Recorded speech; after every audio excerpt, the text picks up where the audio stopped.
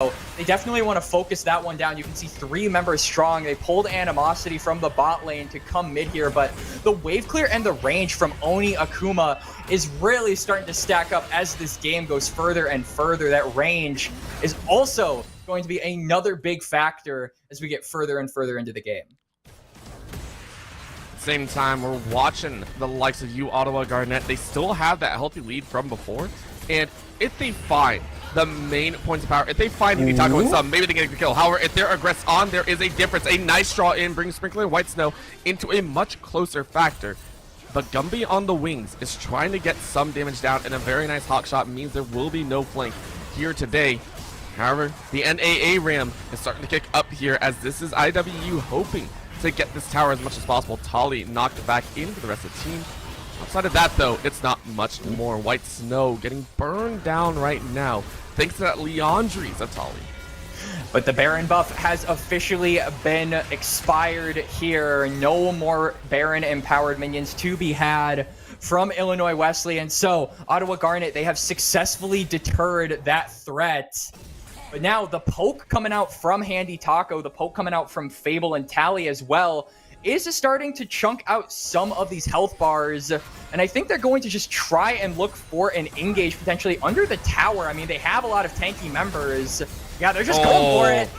And I love this side from Sharkive. However, you might have put yourself in a bad spot. CP being called in as Sharkive gets a double knockup, but that's only to delay the inevitable. You are down White Snow now in a 1v3 scenario and trying to stay alive, but has to flash away because Animosity is there.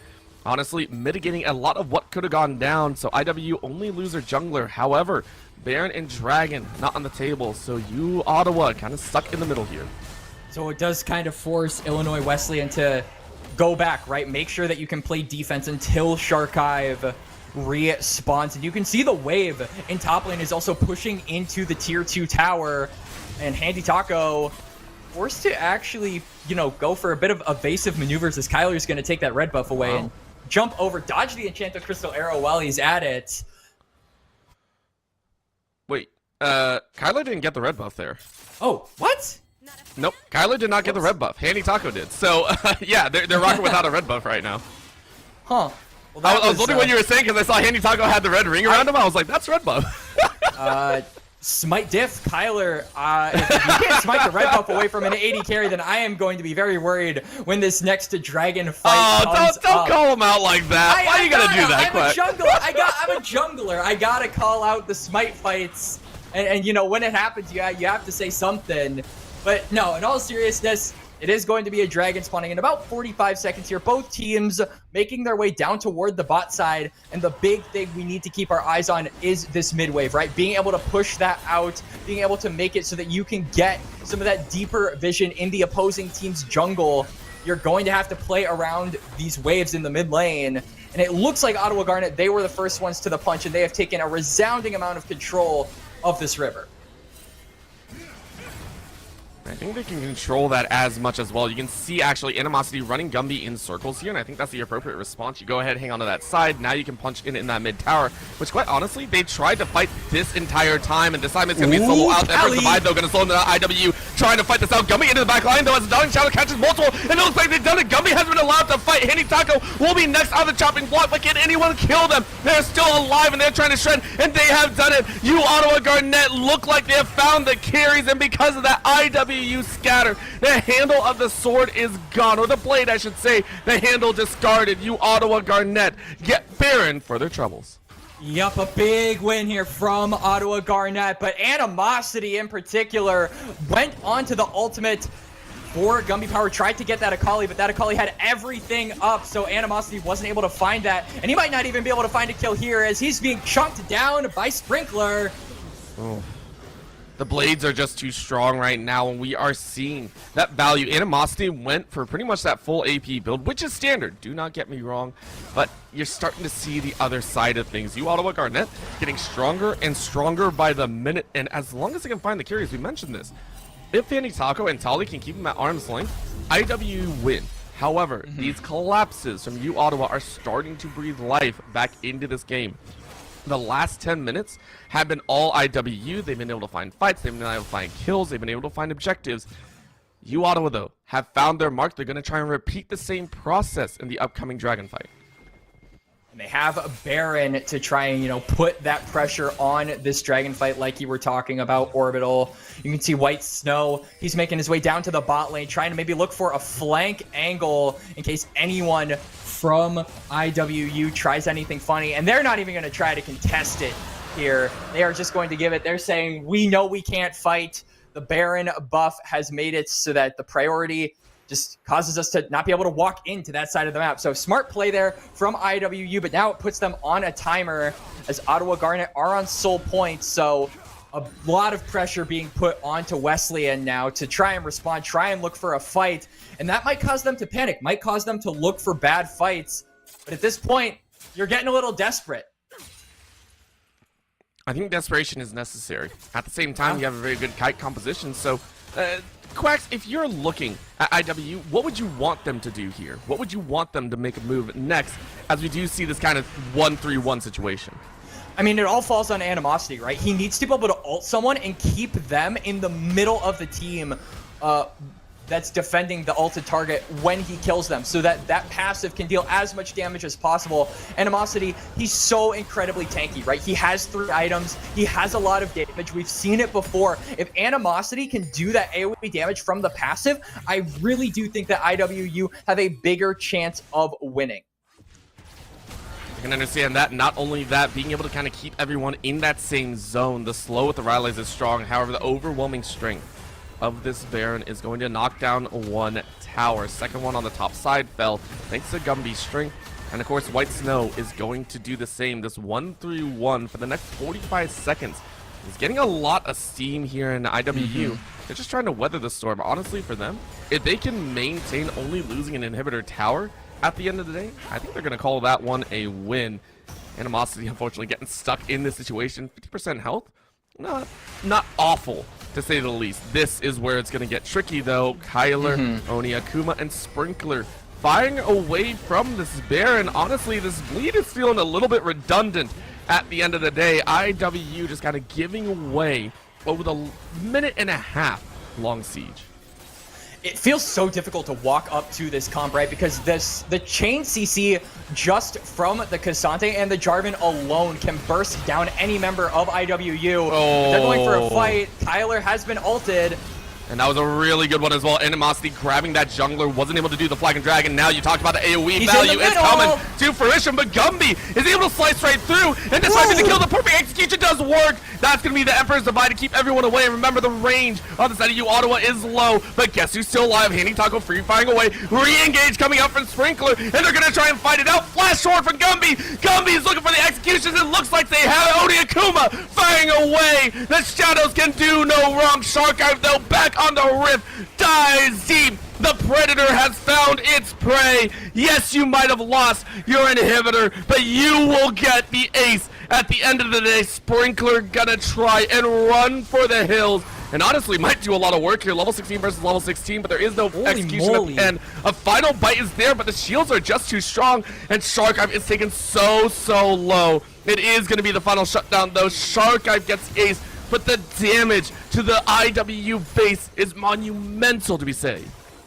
There really isn't anything that IWU can do to try and remedy some of what was taken from them. You can see the waves, and all of the lanes are completely pushed up to IWU's base. No objectives on the map for them to take. No towers, no dragons or barons. They'll win the fight, but at the end of the day, it just feels like a stall. Unless they can get something concrete like this dragon spawning in about a minute, it is still going to be Ottawa Garnet in a resounding lead here in game 1. They still have to close out, though. And I will say this. This is now the 4th time that I think IWU has specifically tried to target this mid tower. They finally got it. It took them about, 20 minutes. They did get it, though, and now they get to try and fire back. We are watching the rest of this game kind of break out and about. With the dragon now coming up, it is something that IWU do have to fight for. However, you could also leave it. That is not an option that they would like to go. But at the end of the day, how well can you fight for this dragon? 35 seconds, wards going down. You Ottawa Garnet already looking at that objective. And I like Gumby coming top lane here, right? You can pull a member, or maybe even a couple with how strong this Akali is, to, you know, react to your pressure, and you have TP available. So the moment a fight starts, this Akali will be sticking onto the backline, and Gumby power in that last team fight really was the unsung hero. That perfect execution did so much damage to the members of IWU. So that seems like the new target that they have to go for, right? It has to be this Akali, trying to lock it down, at the very least mitigate the damage that it can do, not let it roam free. And that is actually going to be a little bit of damage going onto the members of Ottawa. And a dragon has been started here.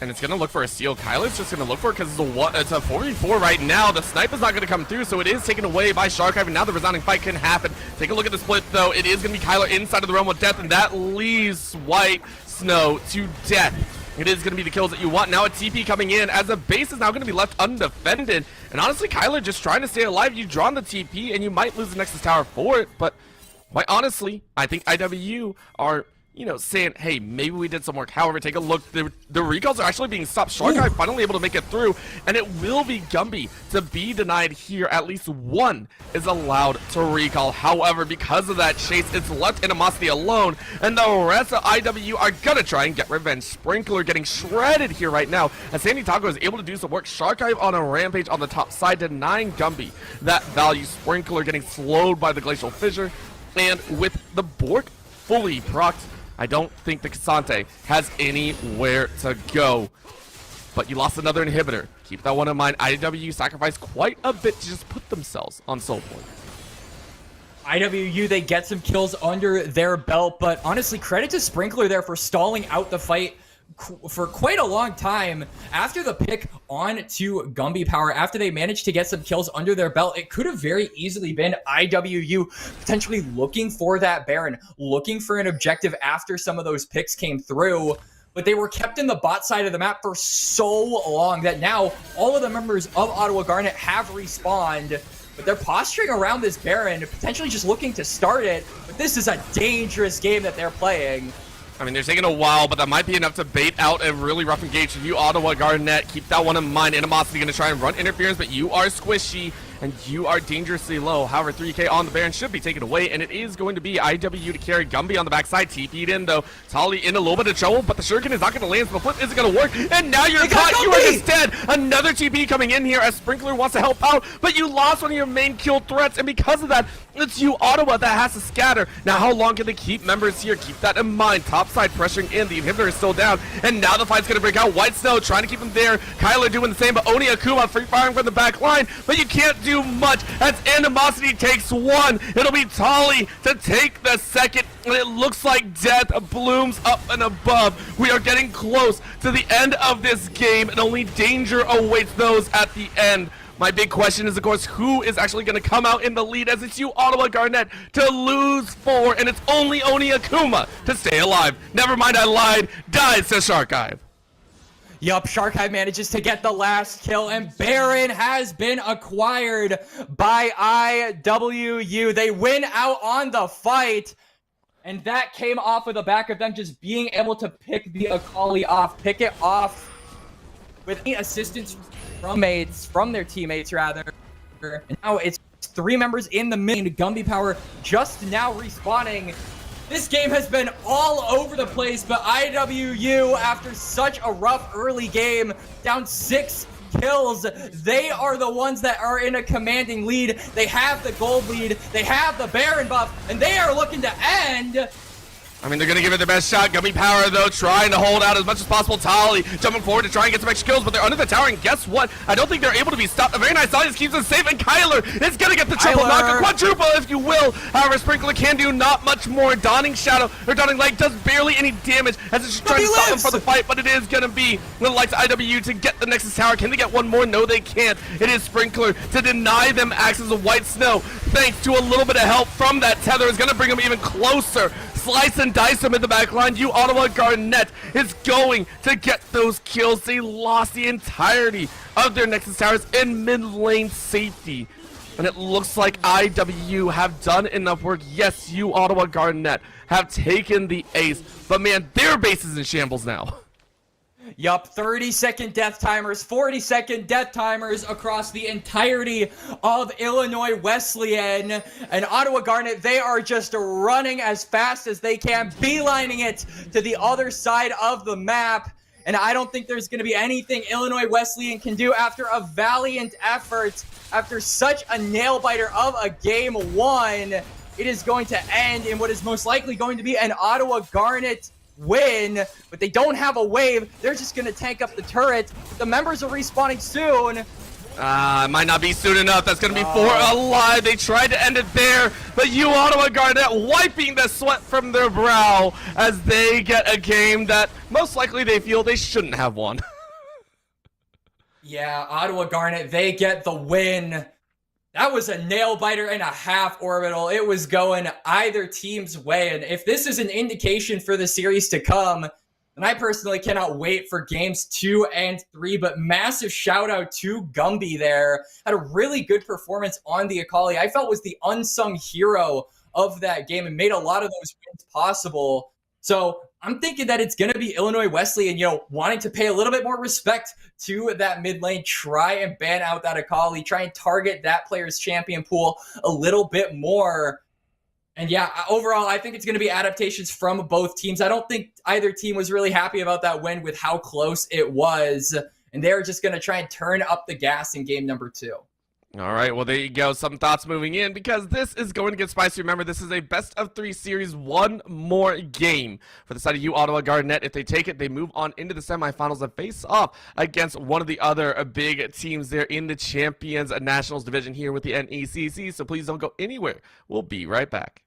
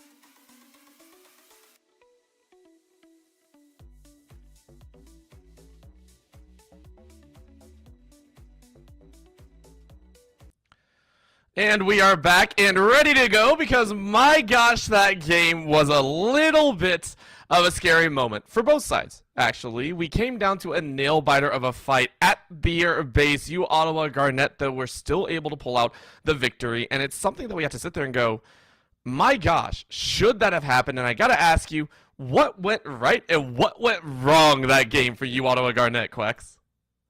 It felt like Ottawa Garnet, and a lot of the fights that they won, they had Gumby around, right? That Akali was an insane menace around that mid to late game, right? A lot of the fights that they won were because Gumby on that Akali was present to be there, right? And a lot of the fights they lost, Gumby either wasn't there or was stuck in the death realm, right? So I felt like it hinged on Gumby not only surviving, being able to pick off some of those backline carries, that Illinois Wesleyan had developed as the game progressively went on, right? They had managed to find their footing in a lot of fights. They managed to take Baron. They managed to fight a lot at Dragons. And it just kind of got worse for Ottawa Garnet as it went on. So it'll be interesting to see what happens in game number 2.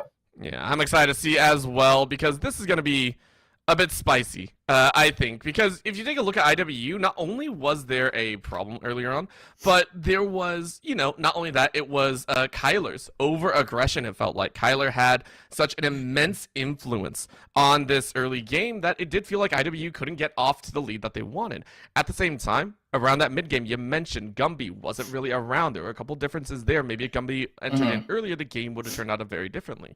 But we know IWU can fight. So, my thoughts to you, yes, we can talk about Gumby and the strength that they had, but do you think the side of IWU is going to shift any part of their composition, I should say? Do you think it was good, or do you think there could have been ways that you could have, mixed it up a bit? I was a little bit disappointed in the lack of attention paid toward Animosity toward that top lane. He was such a threat in that early game, despite not receiving a ton of jungle attention. That Mordekaiser was by far the biggest threat that IWU had developed in game 1, and it really felt like if they had helped that pick out more, if they had nurtured it in that early game just a little bit further to get 2 items once it started roaming around the map, TP flanking a lot of those fights around the start of that mid game. If that Mordekaiser had been just a little bit more juiced up, I think we could have seen a different result in this game. So I want to see them play a little bit more toward the top side, right? I want to see them, play around Animosity and what he's able to do, how much of a havoc he's able to wreak on a lot of these team fights, because he showed a lot of heart in game number 1, and I think that could pay off in game number 2 if they just decide to put their eggs in that basket. So my other thought then is moving into Shark Guy's value, because the Rek'Sai we saw got off to a little bit of a weird start, and we were talking about junglers previously. We were saying, hey, there are some, the tanks are very valuable still if you're talking about the Sejuani and the like. Obviously not really in Shark Guy's wheelhouse, but how do we think the Rek'Sai started off? Because let's remember, the Rek'Sai went down 0-2 in the early game, and it also felt like the Rek'Sai, it could have been any other champion and still would have had the same value. I feel like the Rek'Sai had like a reverse trend that you would see from normal Rek'Sais. Normal Rek'Sais, their trend is like this, right? They start out, down, and then they progressively rise up, and then they, kind of plateau here, and then they fall down. But in the case of Shark Eye, I feel like it was like they start here, they plunder like down to where my mic can't even see, and then they rise back up to around this area, because toward that late game, that Rek'Sai was doing a really good job, getting 2-man knockups, getting 3-man knockups, being disruptive to the backline of Ottawa Garnet, and being able to go toe-to-toe with some of the tankier members of Ottawa Garnet as well. We saw the little scuffle that he had with Sprinkler on the Cassante. That was really entertaining to watch. Definitely a Cassante moment in there. But yeah, I feel like Shark Eye definitely wasn't as impactful in the early game as you want Rek'Sai to be. So I'm looking at them to either change up their playstyle a little bit, or maybe play a champion that's a little bit more facilitator heavy. Obviously, the Skarner comes to mind. Maybe you could go for something like Jarvan, steal that away in game number 2. Something like a Sejuani could also be good if you're looking to, get some auto attackers on your team. As we do hop into draft here, Talia going to be the first one off.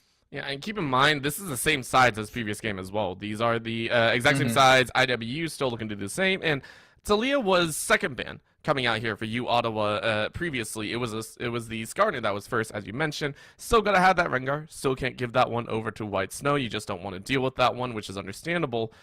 Of course, this is where things get mixed up a little bit. The brand of the LeBlanc, to me, are things that, of course, are OTP worthy, but maybe you can let that slip if you are worried, like you were talking about the likes of that Akali. Skarner still banned away here. IWU, this is where my big question mark is. What is going to be your second ban? Was there anything that you need to worry about? And the answer is going to be no. Stick with those OTP bans. And I would expect that probably the last ban here could be the Kled, targeting Animosity's one trick. And if they let that through, I think that could be a way for you, Ottawa, to play around that as well. So yeah, we're going to see Kled taken off the table by you, Ottawa. So a champion that Animosity is very familiar with, and we wanted to see Animosity played around in game number 2, but his biggest conduit to be able to carry has been effectively taken off of the board.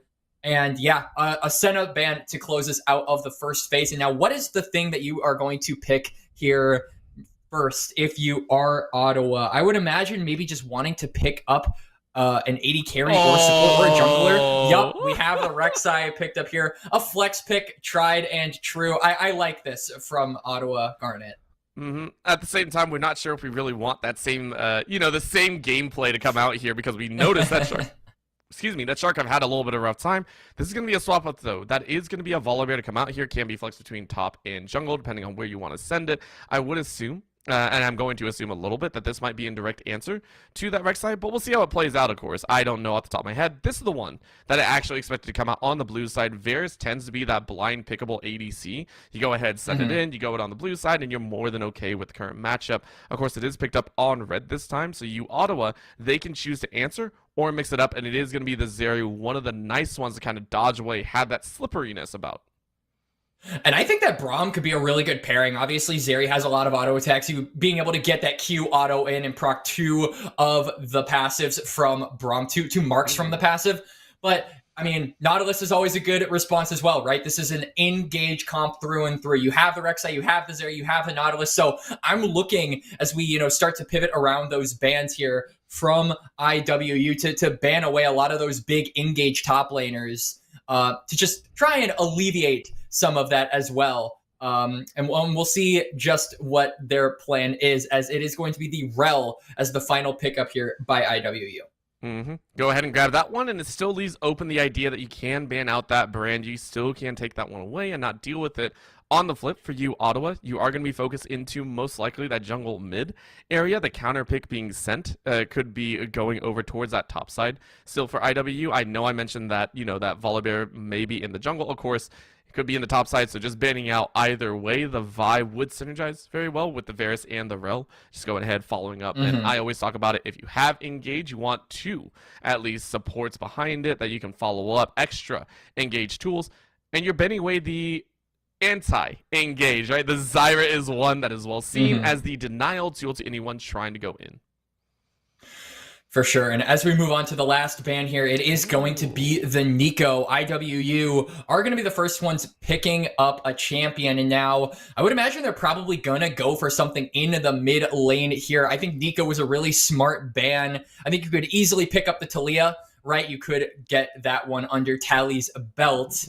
But actually, no, that was banned away. What am I saying? It is going to be the Gwen. Actually, they're going to go for the top laner instead. And this is a really good blind pick. I like to see this. This provides you with that AP damage that is really necessary to have, while also being able to shred through some of these tankier members. And yeah, like your reaction entailed, Orbital, it is going to be the Zinzao. That does mean Rek'Sai is headed towards that top side. It is going to go with Hands of White Snow, and then this one makes sense.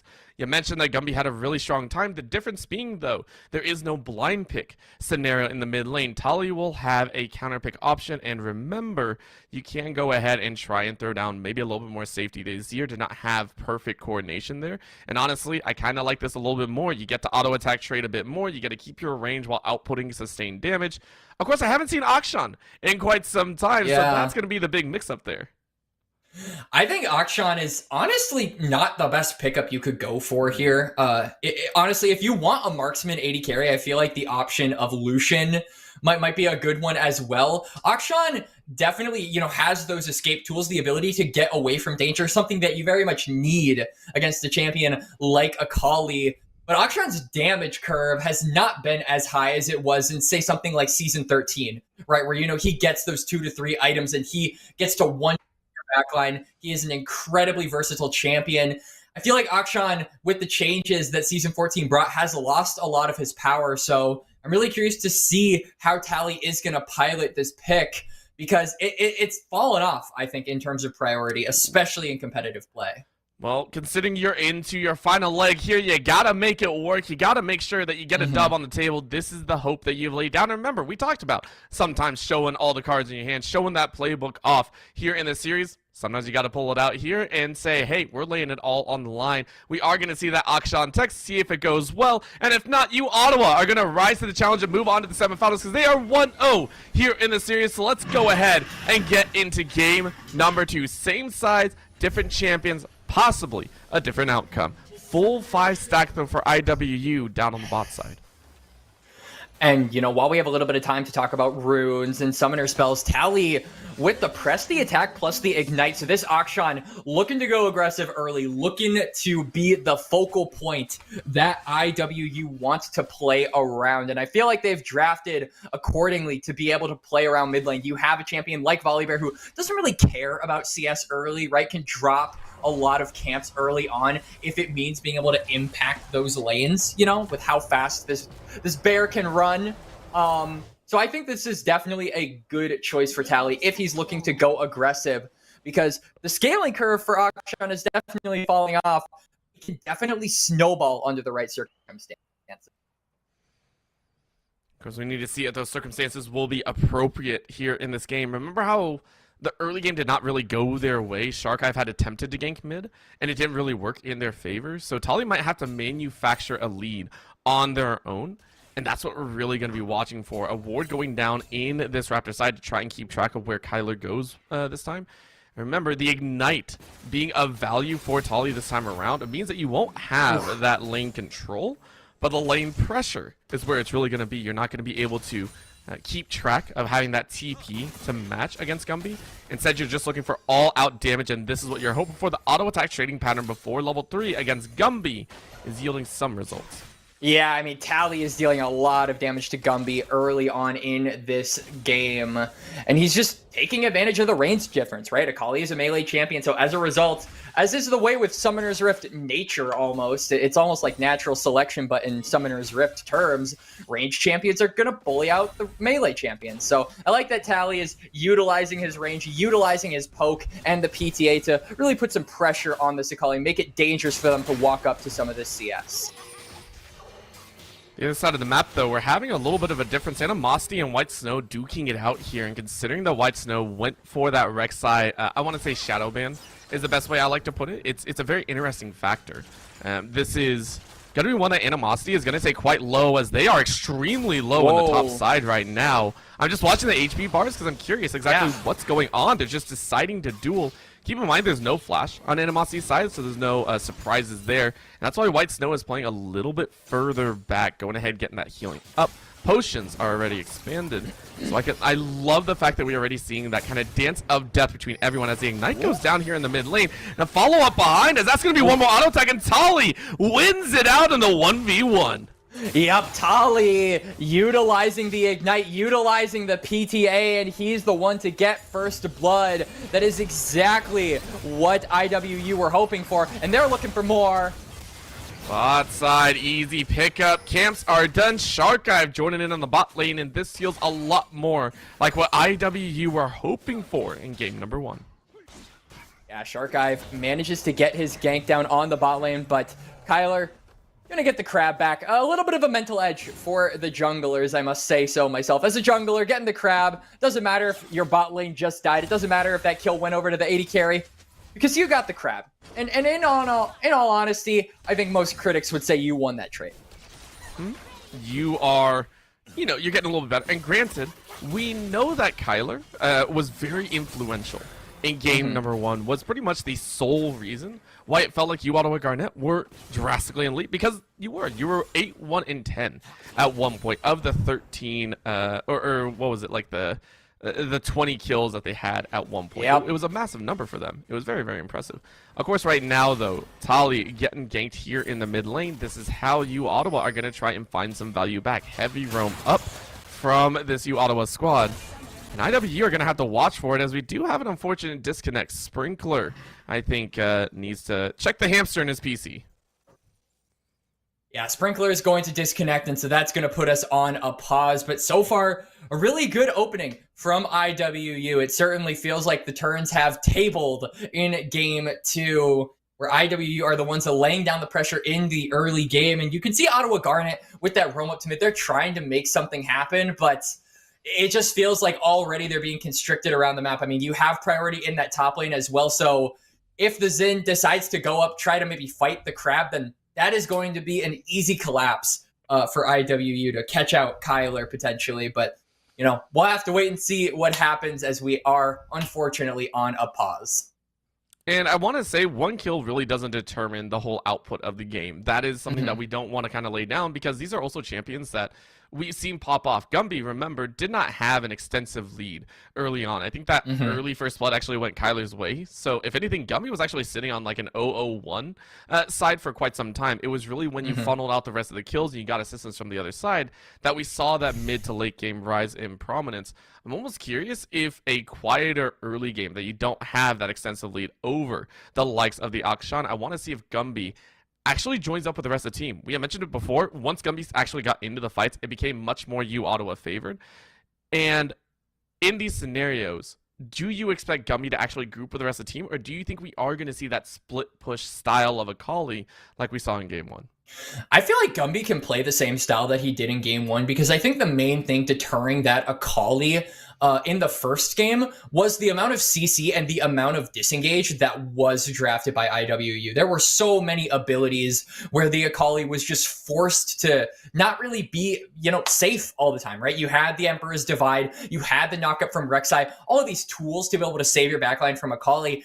In this game, you don't really have that, right? You don't really have that safety net that you did in game number 1. You have Akshan, who doesn't have any CC. So if this Akali manages to get some items under her belt, if it can come back in the game from this rough start that it has been provided in game number 2, then I feel like it's going to be Gumby having just as good of a time as he did in game number 1. All right, well, there we go. Some thoughts there. Gumby happily going to enjoy that value. On the top side, though, there's another little bit of a sprint as we are back in the game here, and Sprinkler is on top of a ward. We also saw Animosity and White Snow go very, very close to each other, and actually there was a flash burn out of White Snow that we didn't even notice. So Animosity was a little bit questionable, to say the least. Well, not questionable, but more than happy about the current circumstances. My thoughts are still leaning into where everything else is going to shake up. I want to know exactly what's going to be throwing down, what's going to be the next point of power, as everyone's kind of jockeying for position, and Dragon is currently on the table. But it looks like Kyler doesn't have any interest in going toward that dragon. It seems like he is just going to fall back to his camps. He's actually going to get spotted by the roam from Animosity. So maybe Shark Eye is saying, okay, we know this in his top side. We know there is no threat of a dragon fight. I'm just going to roam down. I'm going to take this dragon, and I'm going to try and get us an objective early on here to continue to snowball this game. I think that's the appropriate call. Of course, Shark Eye realizing that, hey, I might be in a little bit of trouble. Flash out and away from this dragon, so Gumby able to deny that piece. Not only that, Oni Akuma was able to deny Handy Taco and Fable from roaming in, and now it's on Sprinkler to actually go on follow-up duty. Shark Eye not allowed to farm up one of the extra camps, denying a lot of the extra tools that maybe the team wanted to go for. Top side, we are getting a heavy fight though, as White Snow running out of options here, and it's going to be another stack. Level 6 is available. Did you level it up? Yes, you did. Needlework is there, and the final on-pack is going to go down. White Snow wins it with a sliver of HP left. I think Animosity, he missed the first cast of the ultimate. The Needlework went wide. Battalion, a little bit of trouble. Oh, and this is the strength that you were mentioning. That's going to be Ignite and then some, but it's not going to be able to kill. And we said, hey, that one kill does not mean it could be over. Right now, U Ottawa Garnet getting their solo laners in a strong place. And not only that, maybe a bot side Fable went a little bit too far with no flash either. And now you get a root on Handy Taco. And it looks like every lane so far has found some samplings of a win. And as soon as IWU get a gold lead, as soon as they get themselves on the board, Ottawa Garnet smack back with twice the forces. Now they're in control of the game. The kills are in their favor, and the Dragons are soon to follow, as this Chemtech Drake is along for this world and going to be taken by Ottawa Garnet. I think it's pretty good right there. They're happily in the lead, and remember, this mid lane is now one to watch, where we mentioned that Akshan might not have that same value that, you know, it had in the past, and Gumby is showing up here. So already with that kill in the back pocket, yes, you're down in CS, but Sprinkler able to run interference. Could have a little bit more to say right now. Perfect Execution is not online, but you don't want to keep in with this engagement. Gumby goes ahead and backs right out, and you can see Shark Eye, after losing that early objective, says grubs are next on the table. There really isn't going to be a lot, I feel, this top side can do from Ottawa Garnet. You can see the wave being pushed in by Animosity. Tyler is on this side of the map, so he may spot something out, but really no contest to be had just based on how the solo lanes are posturing. As White Snow going to try and prevent the crash, try and get some damage down onto Animosity, but not going to matter. This Gwen's just going to rotate down, and all three of these grubs going the way of IWU. Good trade of objectives, good recognition of how your lanes are shaping up in terms of wave states. Of course, with that little bit of a take, we are still waiting for Shark Eye to have that major breakpoint investment into the lanes as well. As a Volibear, you want to hit level 6, you want to start dropping that Sky into the enemy's face, and that's what I'm really watching for as well. Kyler still trying to battle it up as well. Level 6, of course, but still pretty close in the camp count. And so all this is still kind of waiting to explode. A lot of these champions are still waiting for their big moments, and we're right back to that calm, quiet, and peaceful moment where everyone's just trying to farm up the lanes. And I mean, I kind of want to go back to what you were saying. Never mind. Never mind. You say that, solo kill. White Snow gets the solo kill, and Animosity, no TP. That's a major golden flux for the Rek'Sai. Kyler's looking for something onto Tally. No ult on, or no flash on this Akshan, rather. Whoa, Shark Eye. I mean, Shark Eye says, yo, we gotta get something. Yes, that Crimson Guard is gonna block a lot, but it's a 4-man collapse, and it's more than enough to get that kill. And I think that's more in response to what happened on the top side. White Snow beating the Gwen in a 1v1 with a healthy HP lead as well. Actually spells quite a bit of disaster for IWU, I think. IWU, I mean, they managed to get a kill, but I mean, look at what they kind of traded back, right? You can talk about top lane and how White Snow got that solo kill, but Handy Taco, he missed out on a decent amount of farm, a decent amount of CS roaming up toward that mid lane to try and secure that kill onto O'Kyler. So it kind of just evens out. It's not really a win for IWU. As IWU, they're continuing to look for more. Oh, but that was a great bait. Tali running interference with that cloak is going to get a dub. However, the re-engage could be much worse. That's going to be one in the knock-up on 2. And the fight did not go their way. IWU are punished heavily for their tricks. Ottawa Garnet with a beautiful collapse there. Kyler and Gumby coming out of nowhere, at least for Illinois Wesleyan. They did not expect that collapse. And I mean, it just comes down to lack of vision, right? There isn't a lot of wards on the map here for IWU to be able to spot out flanks like that. So in terms of trades like that, you have to be conscious of the missing enemies because you never know where they are. Kyler just gonna yoink that one away. Salt in the wound there by Ottawa Garnet. I'm really liking what they're throwing down right now. White Snow is currently still dominating on this top side, maybe down in the CS department, but that doesn't really matter. You're more here just to get the plates and get that value. And Kyler is actually able to play off of that. You can see the ability to invade now inside of enemy territory because you have that strength on the top side. It feels a little bit better. You're actually matching a bit more, and Shark Eye can't be too free.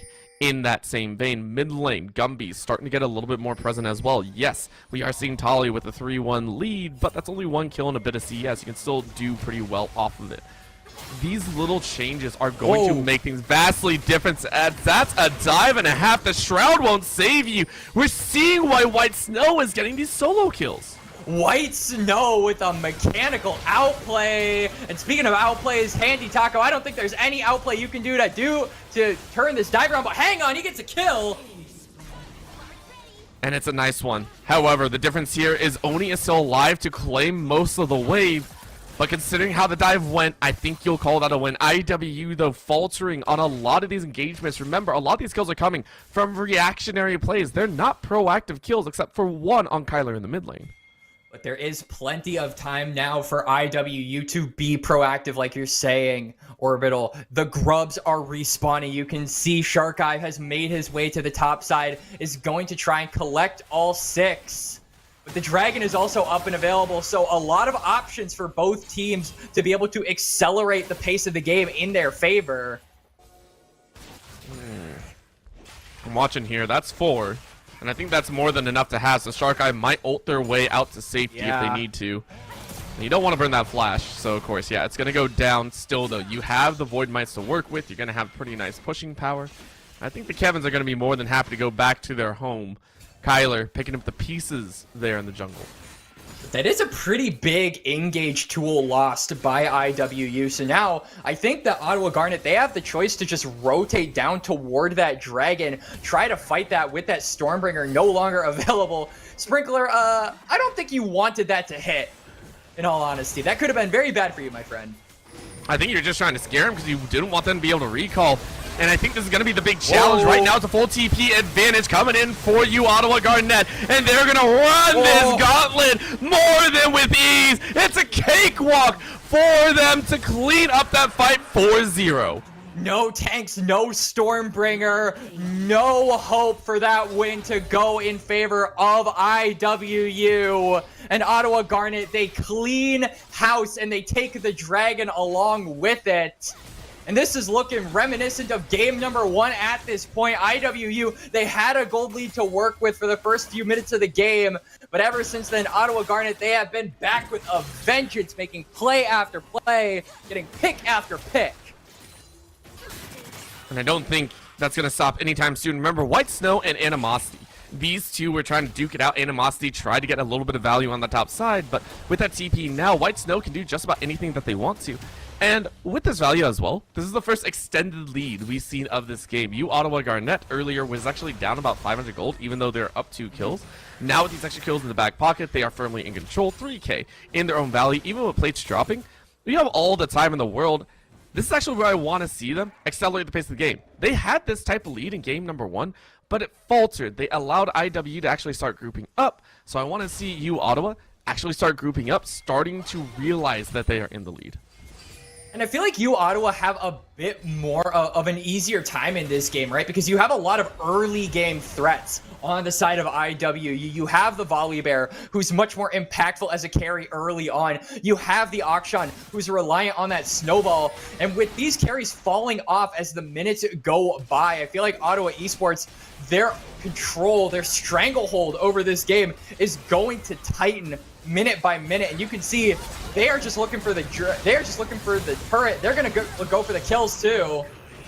It just doesn't matter. Even though the ADCs fall, it's still extra kills over. Remember, Kyler is more than happy to pick this one up. Double kill to the jungler and White Snow, even realizing that this Herald is being taken. They can actually collapse on this. By the way, they are going to fight it off. Herald is still at 2k. They got to finish it off or else it's not worth. Smite might not be ready to go. It's stolen away! Gumby denies the Herald! IWU are taking loss after loss after loss right now.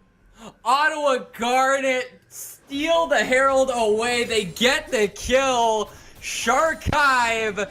That's got to be a tilt here if you're the jungler. Oh, that feels bad. It used immediately as well. They're going to go ahead and try and power down this mid lane. It's not going to break, but it's more than enough. First tower already in their name. This is a much more decisive lead. It was not as quick pace. It was not as accelerated as game number 1. If we were to compare the level how quickly we got to this point, game 1 was like a rocket ship. Took off for minute 1 and then tried to stall out after the burners went down. This one is a little bit more straightforward from 0 to 60, no in between, and is now going to power on to 80. It feels like you, Ottawa, have no reason to stop accelerating. And it's just going to get worse and worse. You have a 3-1 Akali, a 4-1 Xin Zhao. These big threats, these big carry threats that Ottawa Garnet have drafted for themselves are going to continue to get items under their belt, scale up, deal more damage. and it feels like IWU, they're running out of options as the minutes go by. And Orbital, we're not even 20 minutes into this game. We're about to kill a minute for you, Ottawa, and they are showing up here. I would be wholly terrified if I were IW. Granted, they've been in this position before. As much as I was talking about you, Ottawa, having the lead, IW have been in this position. But I want to ask you, do they have the same kiteability that they had in game number 1? Because we saw them come together as a squad. It was a lot of 4-man group togethers. Because it doesn't feel like they have that same. Yes, they have the chain of corruption, but it's not a crystallized arrow. Certainly not, but I mean, they do have the Magnet Storm. I feel like the Magnet Storm is really good at bringing people together in more ways than one, if you will. As White Snow going to get collapsed on, but he's Rek'Sai. He can just tunnel out of there.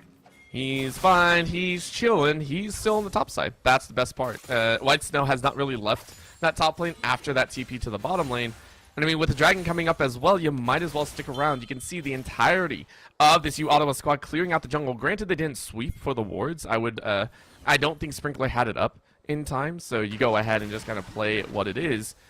But the control that you Ottawa currently have is much more defined than in previous game. On the top side, though, White Snow getting jumped on a little bit, but has an out. Take a look at this. There's no worry. Oh, the TP. I like this. They're going to try and fire, and Gumby said, yo, don't try and 1v2 my top laner, but that is going to be the TP down, which does lean into IW's favor. However, Dragon's already on the verge. Like, this is full control. Soul point to you, Ottawa Garnet. They are looking powerful.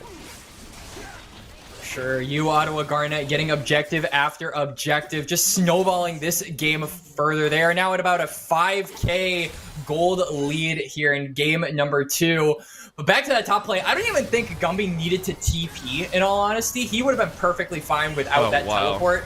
But you know who's not perfectly fine? It's Tally. Zoned out, almost in a 1v1, and Oni was able to pick that one up. The guns are blazing, electricity is coursing through their veins. Kyler will go down, but guess who's grabbing the kills? It's a TP in from White, so it's a triple kill for Oni Akuma, the coach turned player, leading the charge in that fight.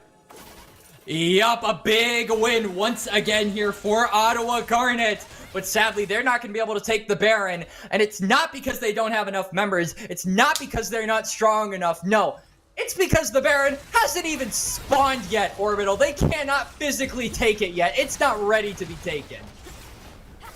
They would love to, as you said, and I think this is a nice constellation prize. You go ahead and hang on to that tower. White Snow is going to go ahead and power through this bottom lane tower as well. TP's coming in because it's a Hextech Soul, so White Snow might be collapsed on a little bit quicker than you probably would like. Flash away to another tunnel, and you're good. Look at this. Shotgun is just like, bruh, really? We're dealing with this today? It's a feels bad moment as IWU are left wondering what just happened.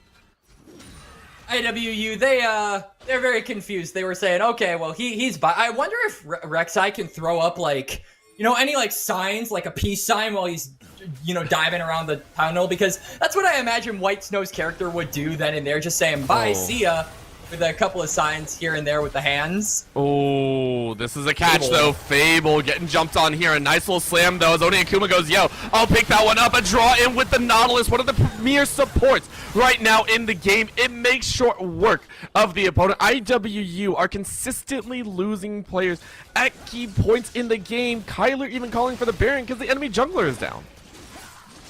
Shark Dive's down. There's no chance for a steal. None whatsoever. So it is going to be Ottawa Garnet. They will get the Baron, and now, I mean, they don't have any teleports up, so it does make, you know, that 1-3-1 or 4-1 dream a little bit more difficult to pull off. But in all honesty, even if they're 2 members down, even if they're, you know, 1 member down, it still feels like 3 members of Ottawa Garnet at this point could come around and take on the 5 members strong of Illinois Westland. That's how far ahead they are. I love this so much. White Snow is just being a pain in the backside, by the way. What you're watching is why Rek'Sai is being seen as a feared competitor, by the way. While your team is taking Baron, you are on the other side playing Catch Me If You Can. You are running between your tunnels, and just like anytime you see someone try and jump you, you're just out. It's so safe to play with, and I'm loving it. I'm loving every single moment of it. IWU have no idea how to play against it right now. And I gotta wonder, with everything in the pocket, Ottawa, I want to see them close them out quickly. And it looks like they're going to try and do so. A 1-3-1 once again, but this one a lot more powerful. Remember, this went down at about 24-25 minutes into the game is when they started this. They're doing it at a minute, like 22 and a half. And it's so good. Inhibitor tower down already. Fable goes in and gets nothing with the Magnusor, and that's a big engage tool down, which now means Ottawa can do pretty much anything they want. And all the while, side lanes are pushing, so they're forcing some members to go on, hang on to dear life, try to defend against this Akali, try to defend against this Rek'Sai, who did just take a tower by himself as well, and is continuing to knock down that bot lane. There really is no contest possible here from IWU, so they have to let that fall. They're even going to let the inhibitor fall. And it's just feeling like this game is over. It feels like Ottawa Garnet, the only thing left to do is take these final Nexus towers and destroy IWU. And they're going for the ladder play. They are going to try their best, but I'm not sure it's going to be enough as White Snow is freaking godlike. Oni Akuma follows suit. And in just 23 minutes, it will be death and glory as the sword is shattered. And Ottawa Garnet ride their way to the NECC Champions National Semifinals. Semifinals are in their sights, less than 25 minutes, 23-minute win on the dot there for Ottawa Garnet. If we weren't convinced by game number 1, if we were saying, oh, Ottawa Garnet, they look a little bit shaky, this was their game to prove us wrong and reaffirm their commitment to getting to the semifinals. And I loved every minute of it. I think it kind of started a little bit slow. We saw Tali actually YU ran that Akshan in the mid lane, but I do gotta agree. There are other champions that can kind of do the same value. The Akshan may not have been the best choice, but it still felt like the solo lanes for Ottawa Garnet were so good. I mean, White Snow, solo kill after solo kill. At some point, we just didn't even want to show you. We were just like, okay, White Snow got another kill. Cool, see ya. And I feel like it is almost ironic because we were gassing Animosity up after game number 1 with that Mordekaiser performance, but White Snow had such a banger performance on that Rek'Sai, like you said, Orbital. It just felt like Animosity could do nothing on the Gwen. We talked about how we wanted to see more plays around that top side, and we saw nothing around that top side. We didn't see any attention paid to that Gwen, so I really feel like IWU, they just didn't adapt in a way we would have liked to see. Meanwhile, Ottawa Garnet, they stuck to their guns. They redrafted the Akali. They gave Goombi what he wanted. They gave him the comfort pick. And all of their members were happy with the draft, and they executed it flawlessly. I really, really enjoyed what I saw thrown down. I gotta agree that game 2 looked way more comfortable for them all. So, Quacks, I gotta ask you, because I love doing this. This is always a lot of fun. Who do you think was MVP of this game? Because I think we saw a lot of players really step up here today. I mean, one is Akuma stepping in, because obviously the regular ADC for the team could not show up here today. So I think stepping in filled pretty good shoes there. But at the end of the day, who do you think really stood out, in your opinion, for this squad? I mean, I feel like game 1, obviously, you have Gumby. You know, he had an amazing performance on Akali. Game 2 was also good, but it felt like all of the players that got ahead, it felt like everything that was done and set up toward that mid to late game came off of an immaculate early game from none other than Kyler. So I feel like Kyler really set his team up for success, even if it was Gumby and it was White Snow that executed it at the end of the day. If they were the ones that pulled the trigger, I felt like it was Kyler that pointed the gun. So I am going to give him the MVP of the series personally. I feel like there is room to agree and disagree. Honestly, I feel like you could make an argument for every player of Ottawa Garnet. But my opinion, I think it was the jungler. All right, well, there you go. Kyler was our MVP. And, of course, for Illinois, Wesley, and Titan Sword, they tried their best. And quite honestly, I enjoyed what they threw down in Game 1. Showed a lot of resilience and a lot of power to kind of come back in the game. Just Game 2 did not go their way. So, here tonight for the NECC, we appreciate everyone who did tune in. This has been the League of Legends Nationals Champions Division here. And I'm sure next week we'll have the semifinals as well. Of course, for right now, we are done for the evening. My name is Orbital. With me has been Quacks on the broadcast. We had Chris Sunga on the observation, and of course, we're Adam on production. Thank you so much for tuning in, and have a fantastic night.